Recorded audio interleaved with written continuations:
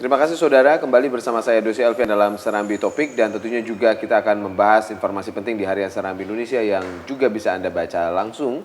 Dan berbagai informasi hadir, Syedulun, kita akan berbincang-bincang bersama Sekretaris Redaksi Harian Serambi Indonesia, Bung Bukhari Amali. Selamat sore, Bung Bukhari. Sore, Bung Dosi. Apa kabar, Bung? Alhamdulillah sehat. Baik, informasi penting kita adalah terkait dengan krisis listrik yang terjadi pada beberapa bulan terakhir ini. Kemudian juga mungkin tidak hanya saya, Anda juga merasakan hal yang serupa. Kemudian juga ada kabar baik bahwa proyek geothermal untuk penambahan listrik ini kemudian diinformasikan dilanjutkan. Tapi mengapa kemudian ini dianggap penting menjadi headline di Harian Serambi Indonesia, Bu?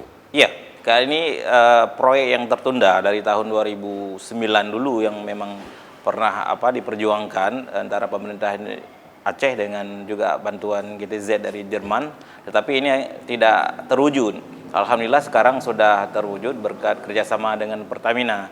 Dan kondisi sekarang di mana Aceh sangat kekurangan listrik, arus listrik, proyek ini akan sangat membantu karena bisa memberikan kontribusi hampir 25% dari total kebutuhan listrik di Aceh.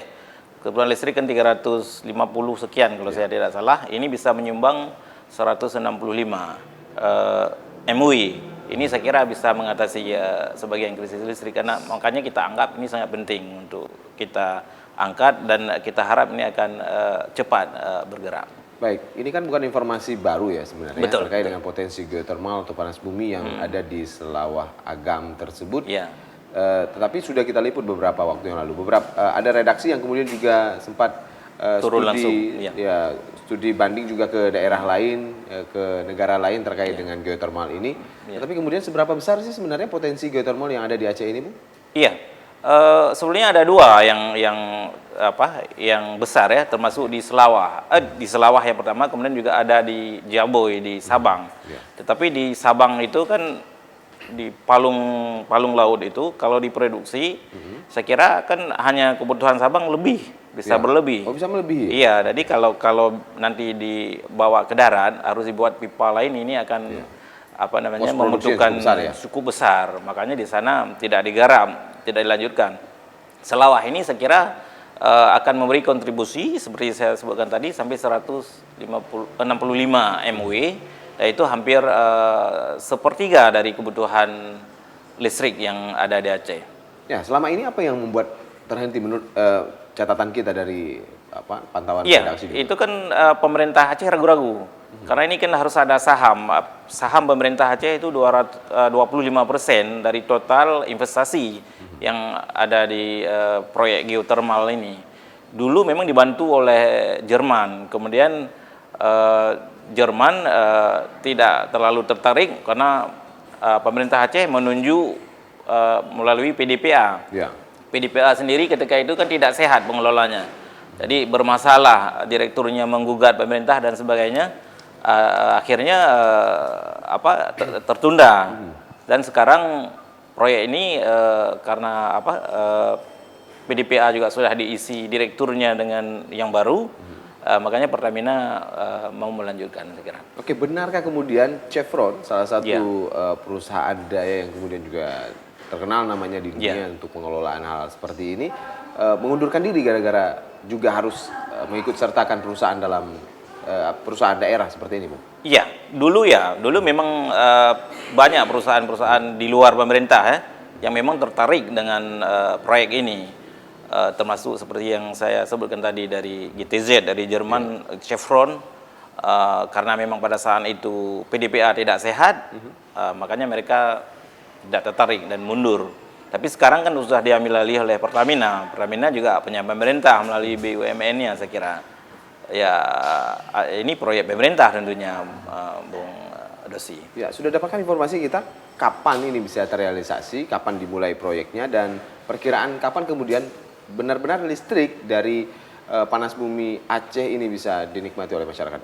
Iya, ini kan memang Aceh tidak punya pengalaman sama sekali mengelola geothermal. Beda dengan batu bara, beda dengan gas yang di Arun itu. Ya kita harap, dan saya juga dapat informasi tahun ini akan mulai bergerak. Tetapi ini kan pengalaman ini yang belum ada. Ya mudah-mudahan betul seperti yang disebutkan tadi, jangan-jangan ini akan ada banyak kendala di lapangan. Ya.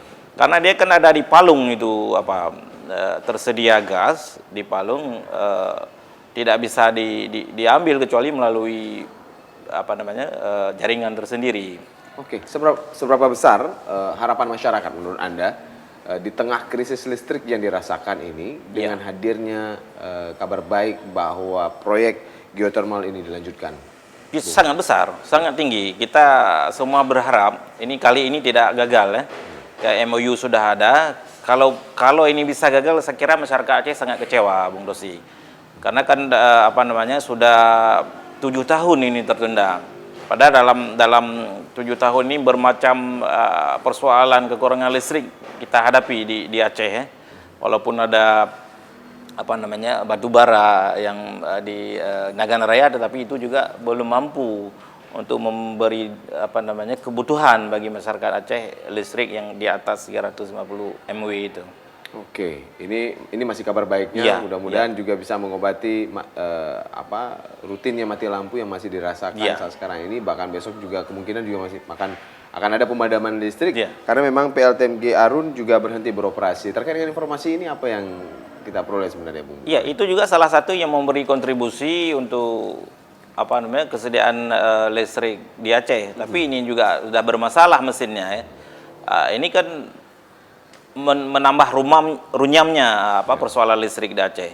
Tapi ini kan bisa dalam waktu dekat mungkin bisa diperbaiki mesinnya.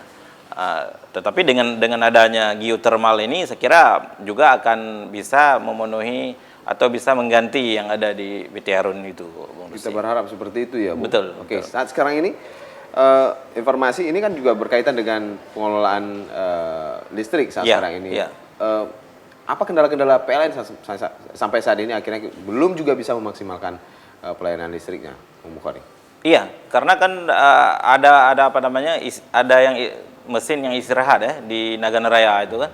Karena memang mereka ingin tampil lebih maksimal ketika Ramadan nanti. Karena kan Ramadan persoalannya akan lebih berat ketimbang dengan hari-hari biasa. Mungkin lagi pembersihan dan sebagainya. Saya kira setelah perawatan itu akan bisa normal. Mungkin tanggal 17 kalau saya tidak salah, 17 Mei. Mudah-mudahan seperti itu, Bung. Di tengah kabar baik juga proyek geothermal sudah dilanjutkan kembali. Terima kasih Bung Bukhari M. Ali atas sama-sama, Bung Dosi. Demikian perbincangan kami bersama Sekretaris Redaksi Harian Serambi Indonesia Bung Bukhari M. Ali. Kita kembali ke studio.